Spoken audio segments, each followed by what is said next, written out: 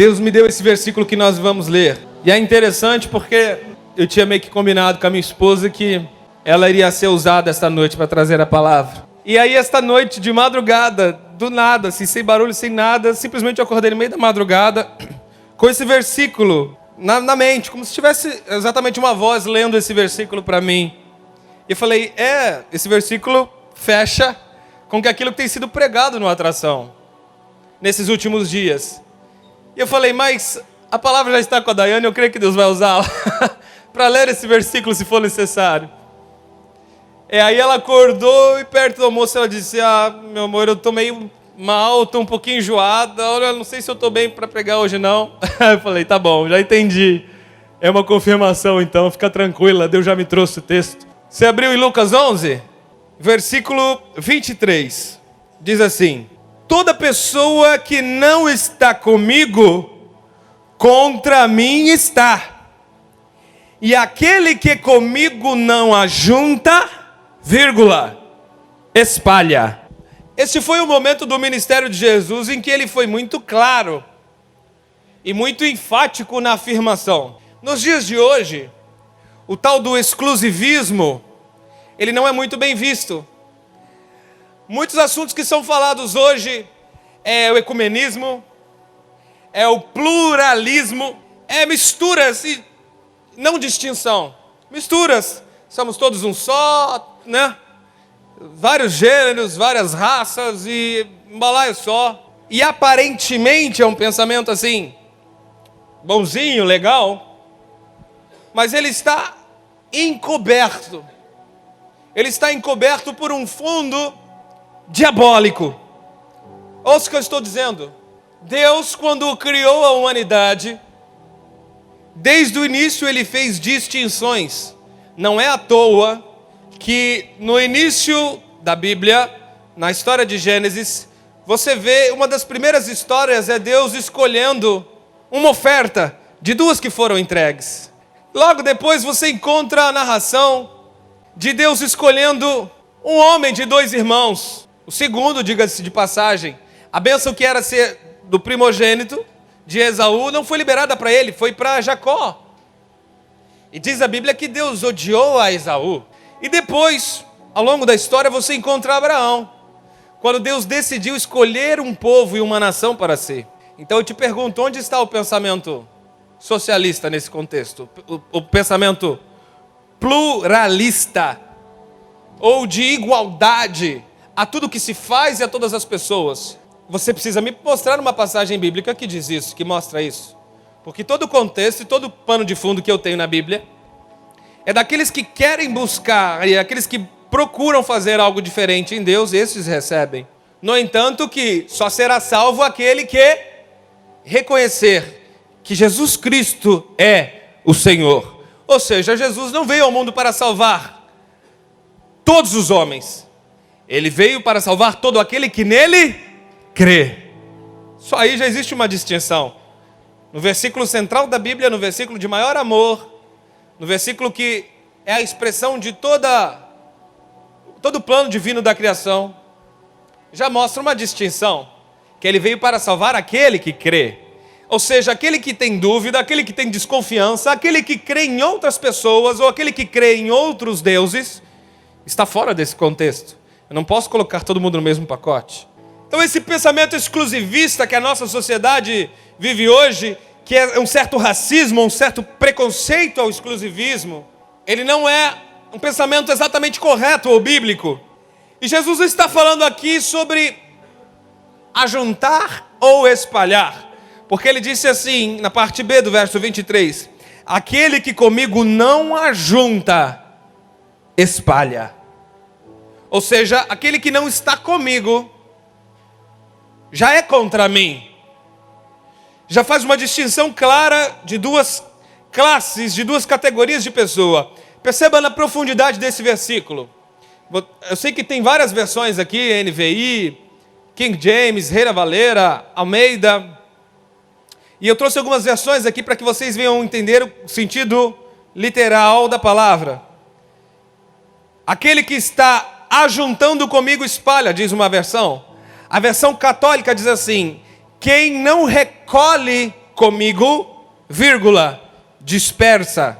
Olha só a palavra, recolhe, comigo, recolhe. Está entendendo? A versão Palavra Viva diz assim: quem não está trabalhando comigo para ajuntar, está espalhando. Cara, é muito forte. Tem que arregaçar a manga. Literalmente, Jesus está falando de arregaçar a manga. Perceba que Jesus usou um verbo. Ele não disse assim, aqueles os salvos, ele não deu um título. Ele não disse assim, aqueles que creram. Ele não te falou de uma afirmação ou de um ato que você teve no passado. Mas ele está usando um verbo.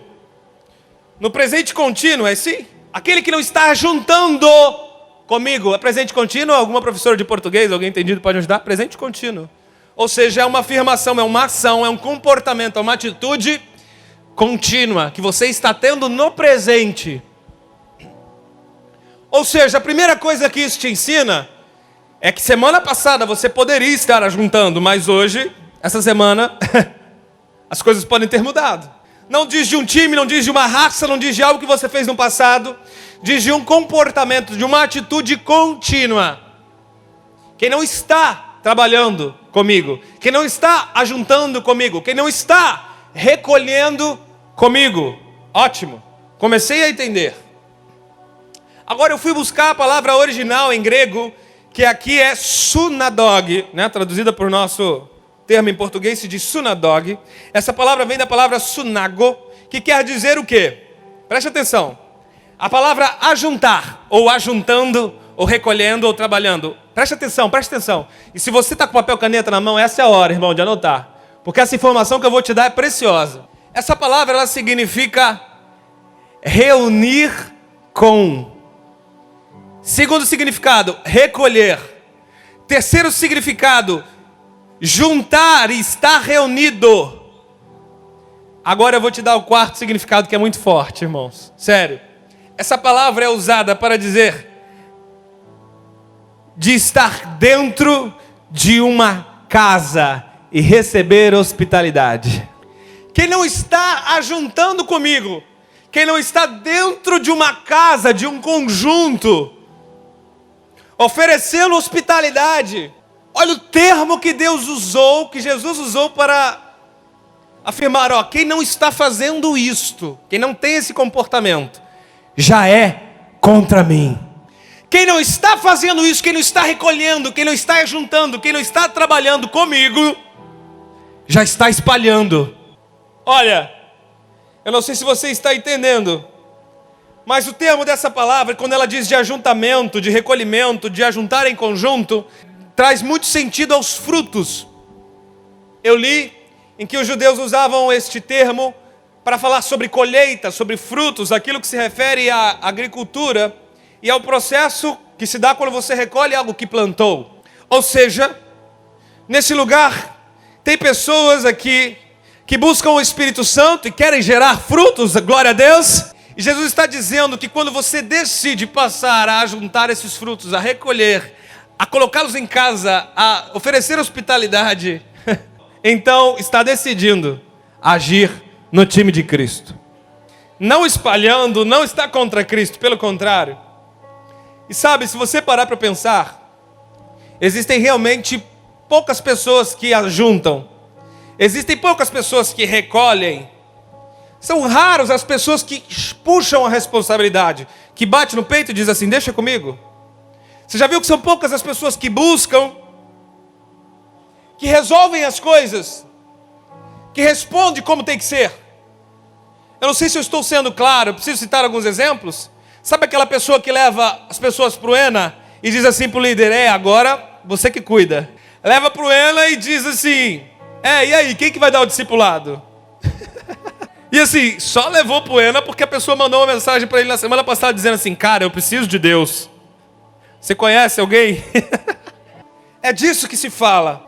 A proatividade em trabalhar com Jesus, em ajuntar com Jesus. Porque Ele trabalha e não pouco. E aí nós entendemos o porquê Ele afirmou que ele e o Pai trabalham, não descansam, e até os dias de hoje ainda trabalham, amém? A maioria das pessoas, elas gostam de espalhar. Elas espalham problemas, elas espalham fofocas. A maioria das pessoas gostam de espalhar histórias ruins, histórias que não deram certo. Você soube? Aquela moça terminou o namoro, eu sabia que não ia dar certo. Tem pessoas que são especialistas em transferir responsabilidades.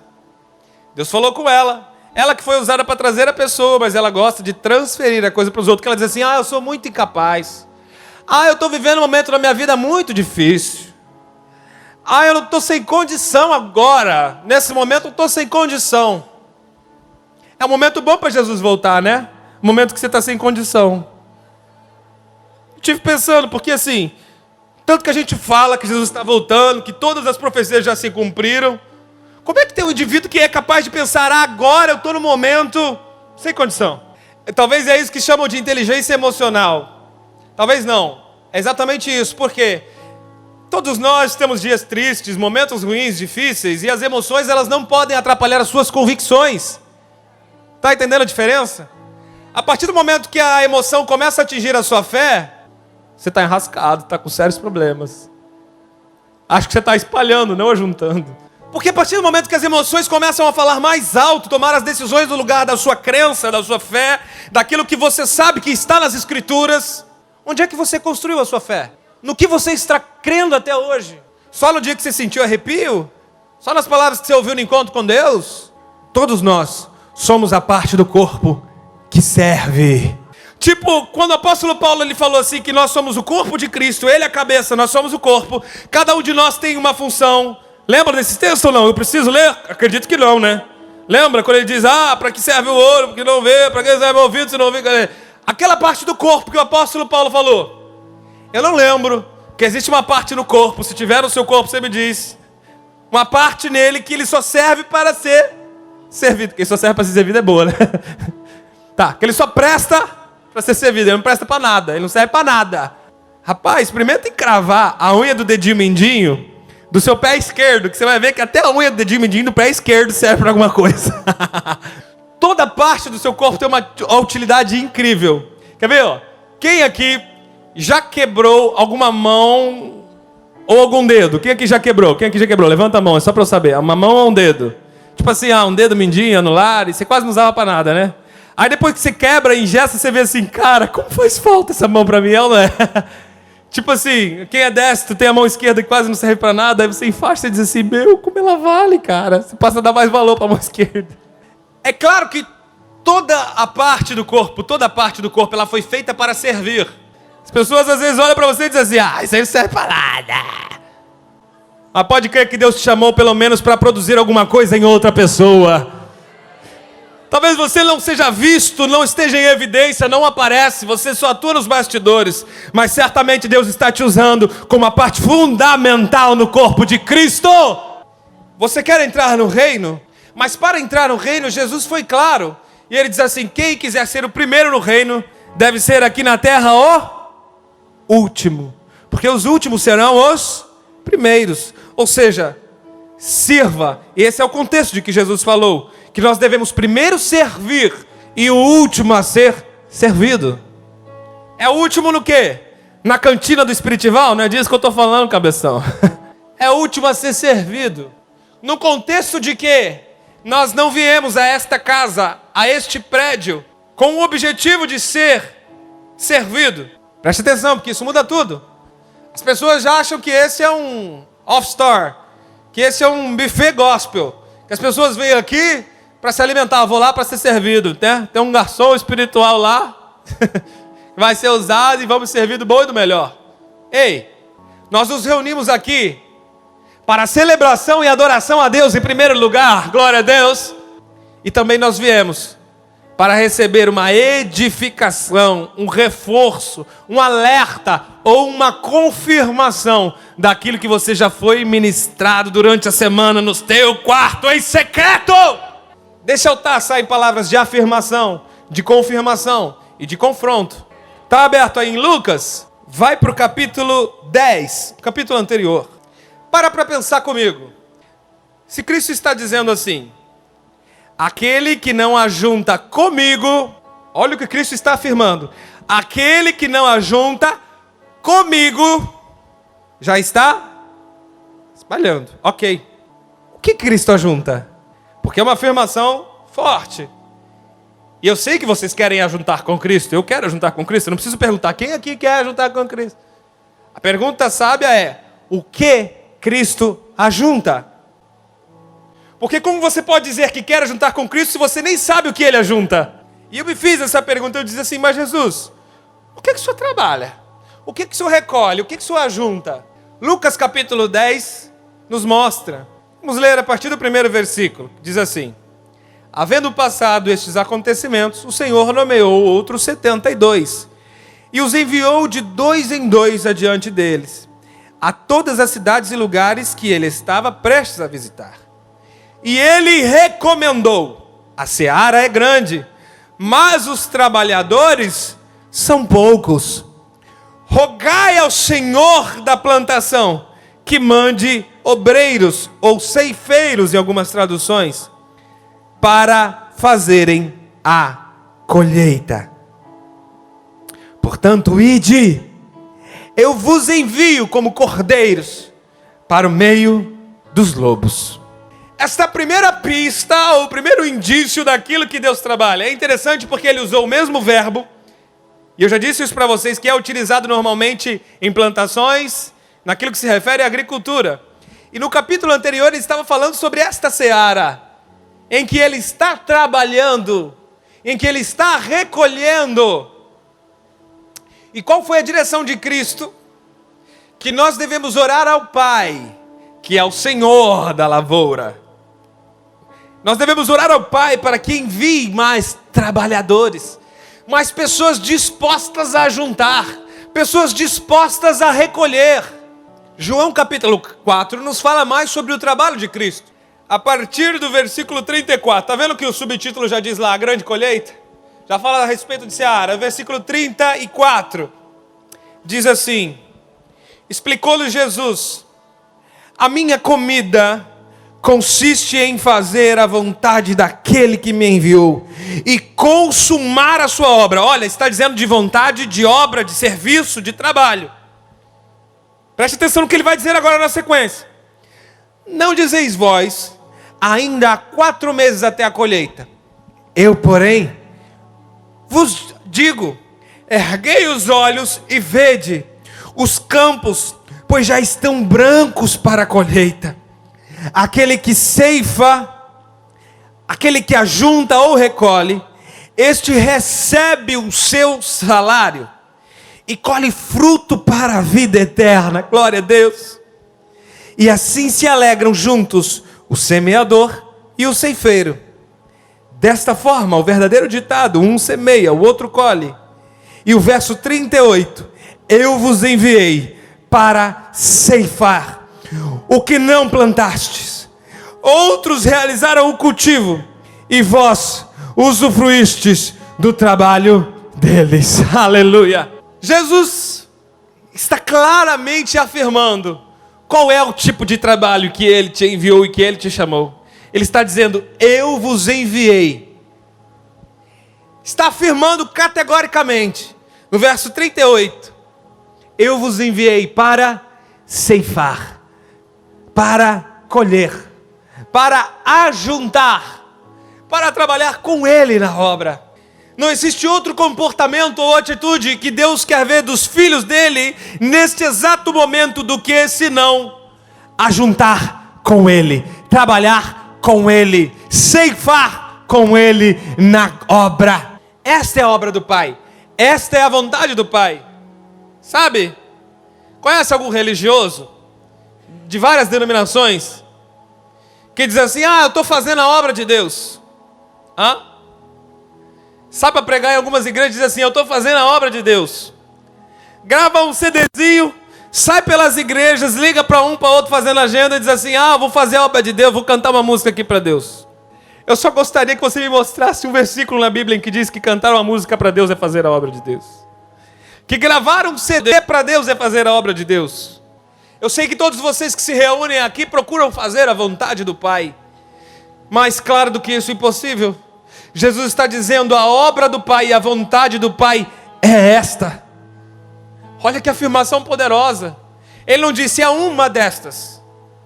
Ele não disse: pode ser com você também. É uma afirmação categórica, clara, sem deixar nenhum resquício de dúvida.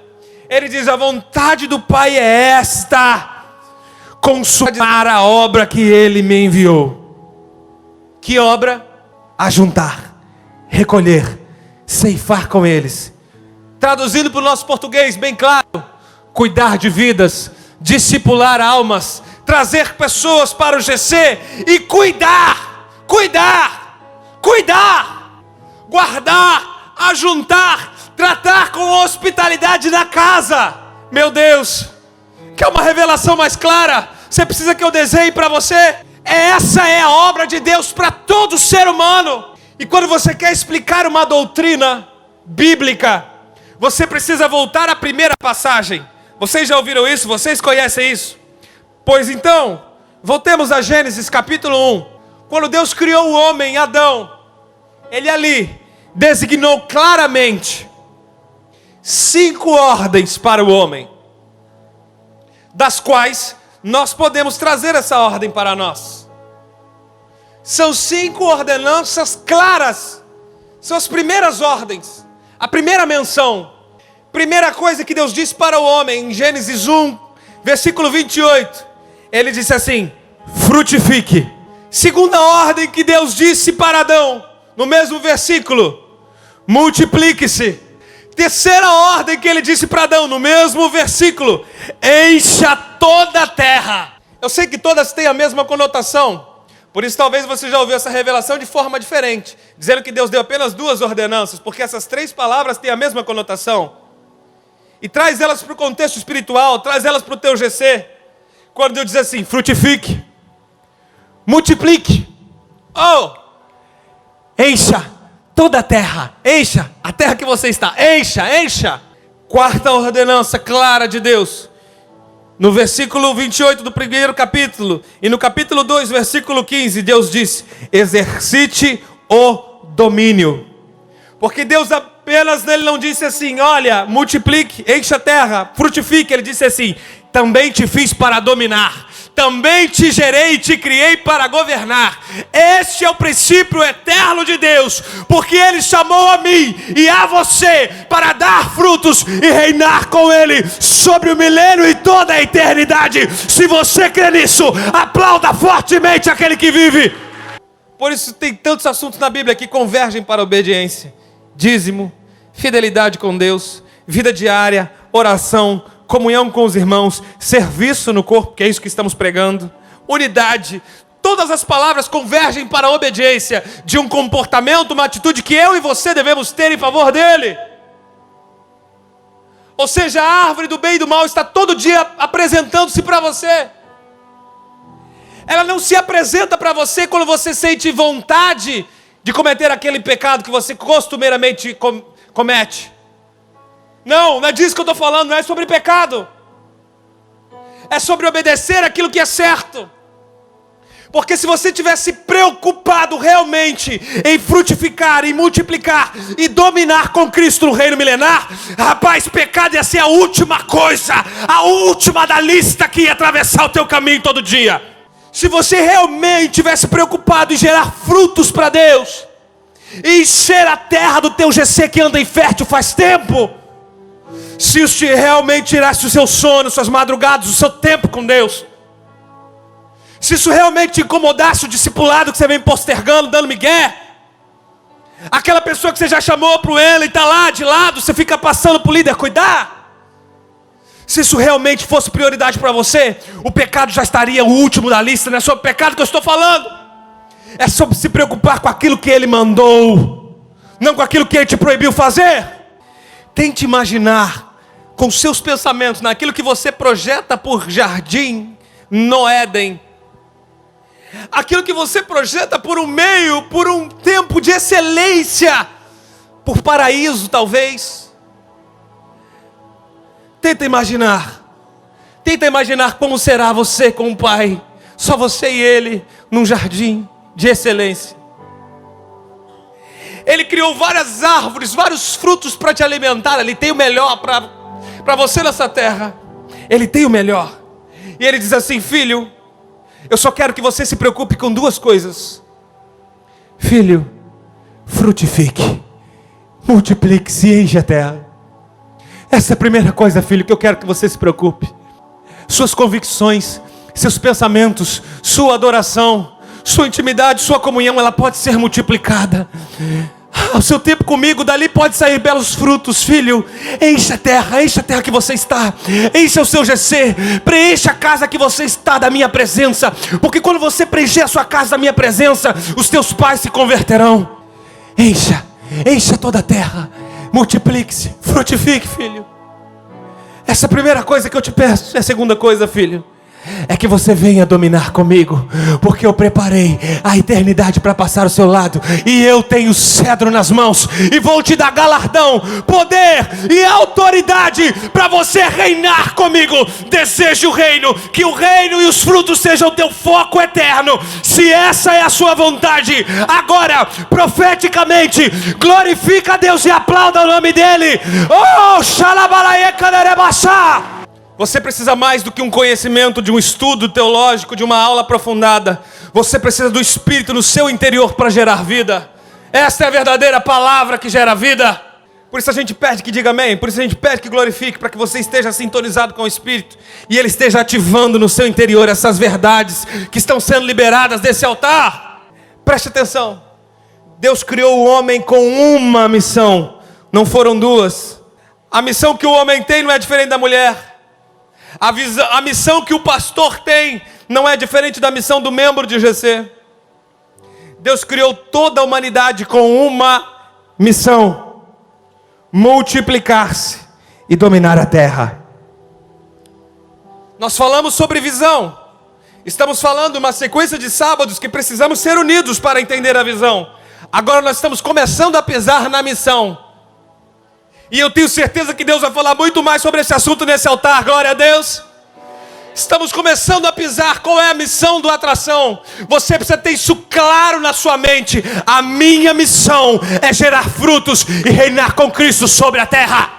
Se você não estiver conectado a esta missão, você não é Atração. Você é um frequentador de algumas reuniões esporádicas aos sábados, às sextas, e alguns eventos específicos. Mas o pior não é ser ou não ser Atração, estar ou não estar. O pior é estar fazendo a obra de Deus ou não estou fazendo a obra de Deus.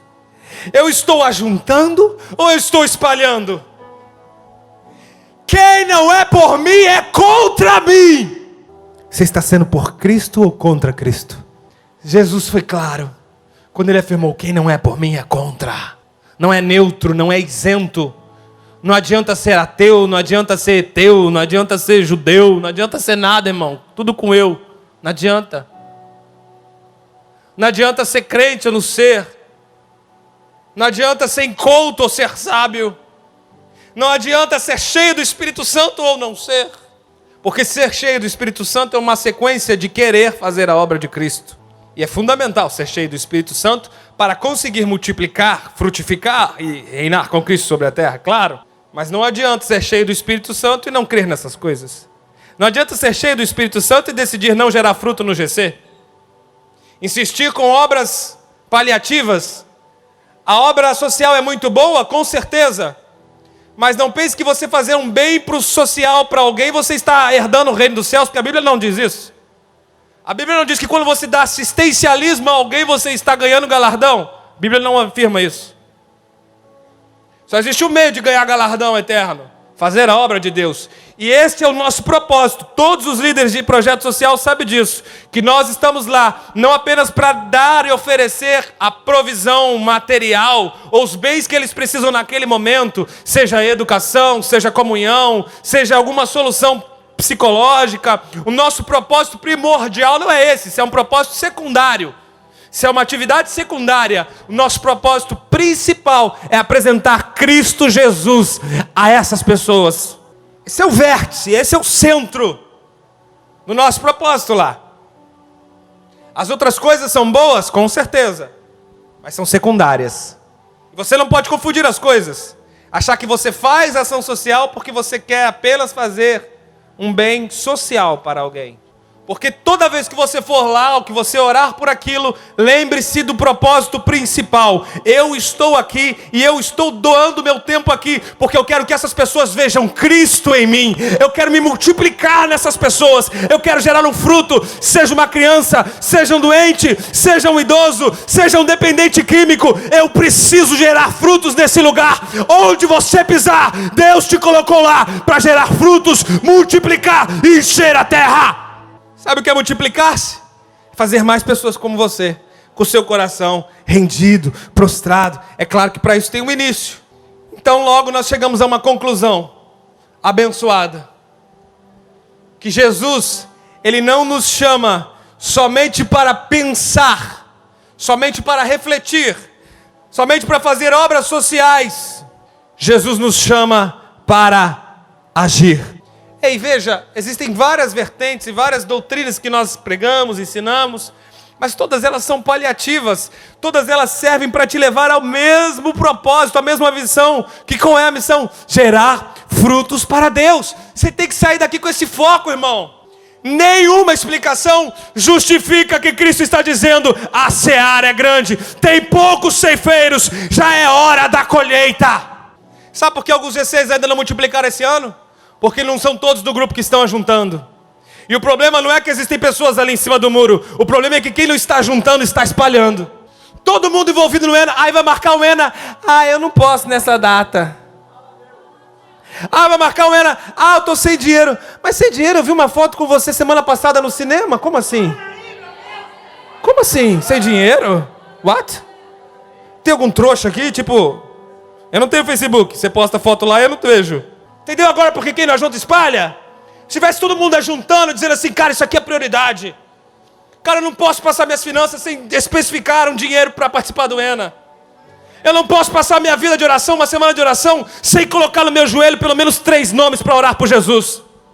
Eu não posso passar o meu dia ou semana inteira sem passar tempo com alguém, sem mandar uma mensagem para alguém, sem discipular, sem olhar nos olhos de alguém e dizer assim: sabia que Jesus te ama? Sabia que Jesus te ama? Se todos estivessem envolvidos, unidos no mesmo propósito, na mesma missão, integral. Não, eu entendi minha missão, eu entendi o que é fazer a obra de Deus.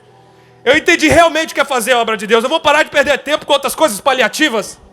A obra de Deus está clara. Enquanto você está preocupado com tantas obras pessoais, Jesus está dizendo: é a minha obra, filho. Eu estou aqui trabalhando, tem alguns trabalhadores que são poucos, eu estou precisando de você, o que você está fazendo? Você vem aqui para se alimentar, você vem aqui para ser servido. Esqueci. Jesus te trouxe essa noite aqui para te confrontar. Ele te trouxe aqui para dar um tapa na sua cara e dizer: se você não está juntando, você está espalhando.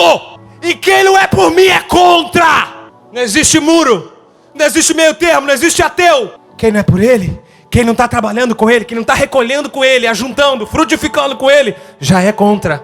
Que você saia daqui com um alerta, dizendo assim: meu Deus, a missão do Atração tem que ser a minha missão de vida.